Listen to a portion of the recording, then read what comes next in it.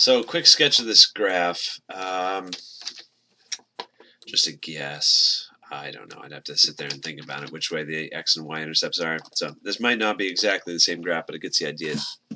We're supposed to find the equation of the tangent line at x equals 1. So if this is x equals 1 on the graph, a tangent line means something that touches just once. Like you might remember from geometry that we tried to find tangent lines that are tangent to a circle. You could take a circle, put a ruler next to it. The circle, in theory, touches just one spot. So that's that red line I drew would be the equation of the tangent line that we're trying to construct. In order to know that, we need to know a big calculus concept. We need to be able to calculate a slope at an instant. We need to know what the slope is at x equals 1.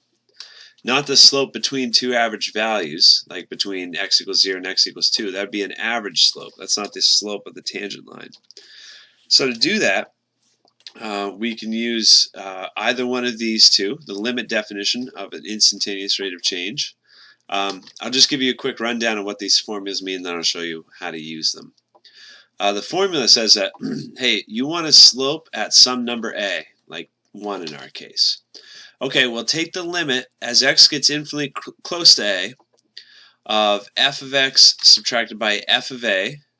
So this would be your function subtracted by the y value if we were to actually reach x equals a, and then divide that by x minus a.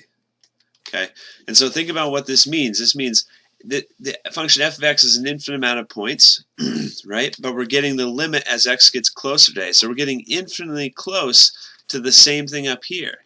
These two things are getting infinitely close, and x minus a, these two things down here are getting infinitely close to each other. So what you're actually doing is it's y2 minus y1 over x2 minus x1.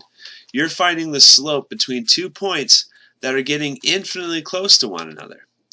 And so that's the slope of a tangent line. That's the big calculus concept for the first part of chapter 3 here. Finding the slope between 2 points that are infinitely close to one another. That is how you find the slope of a tangent line. That's also called an instantaneous slope.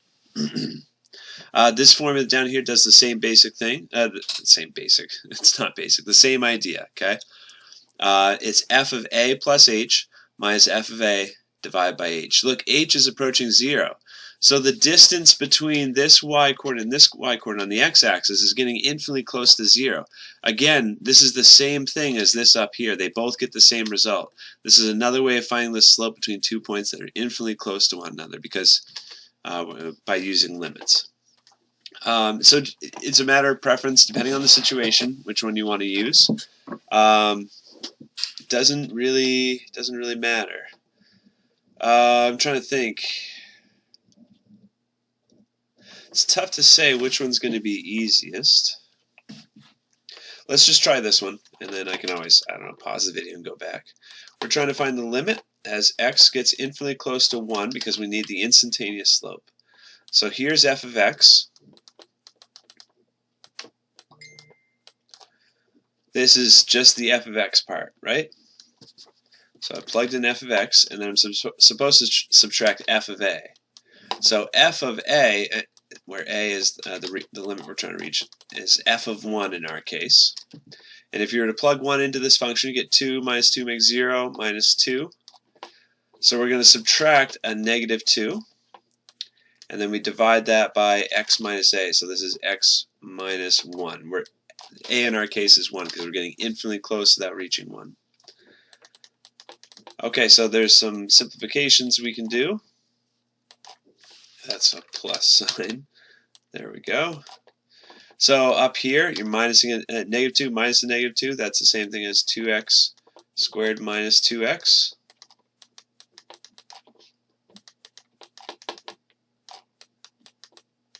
So x approaches 1.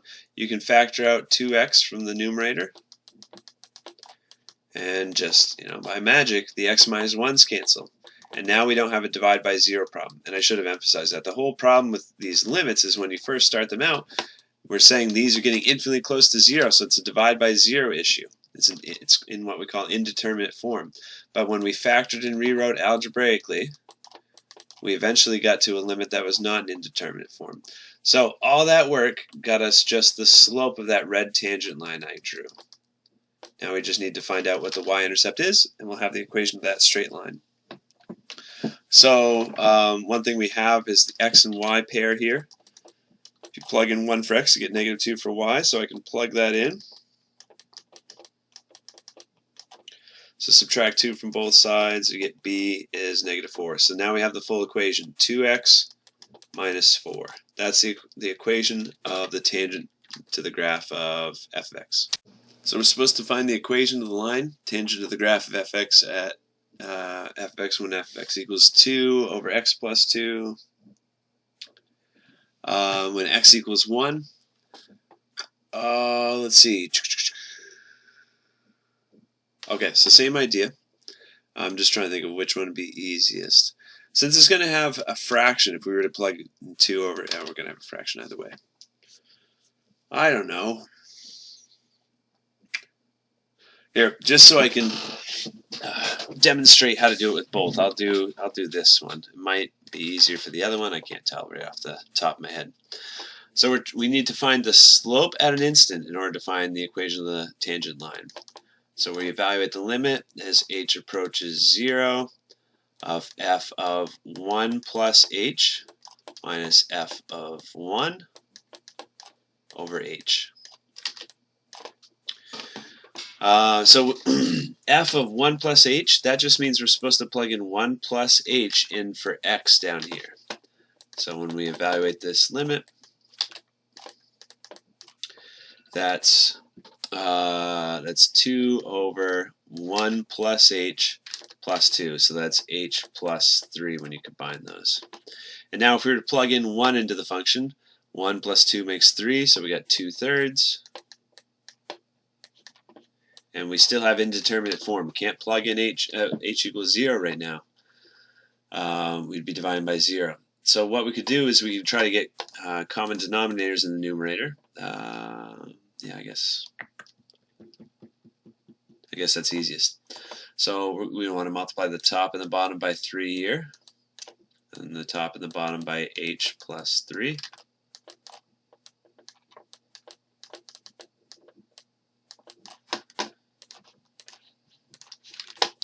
So if we do that, we get the limit as h approaches 0 for 6 over 3 h plus 3 minus 2h plus 3 over 3 h plus 3.